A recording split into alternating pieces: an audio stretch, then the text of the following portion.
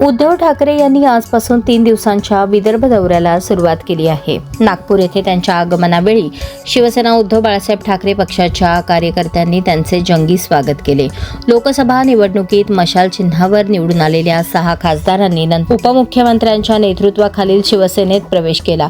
या पार्श्वभूमीवर संबंधित मतदारसंघातील मतदारांशी थेट संवाद साधण्यासाठी उद्धव ठाकरे यांनी हा दौरा आयोजित केला असल्याचे पक्षाकडून सांगण्यात आले आहे. नागपूरमध्ये स्वागतावेळी मोठ्या संख्येने कार्यकर्ते उपस्थित होते. यावेळी पक्ष कार्यकर्त्यांनी शिंदे गटात प्रवेश केलेल्या खासदारांविरोधात घोषणाबाजी केली. दौऱ्यादरम्यान उद्धव ठाकरे विविध बैठका, मेळावे आणि कार्यकर्ता संवाद कार्यक्रमांना संबोधित करणार असून आगामी राजकीय घडामोडींवर ते भूमिका मांडण्याची शक्यता आहे. या दौऱ्याकडे विदर्भातील शिवसेना उद्धव बाळासाहेब ठाकरे पक्षाच्या संघटनात्मक बांधणीच्या दृष्टीने महत्त्वपूर्ण पाऊल म्हणून पाहिले जात आहे.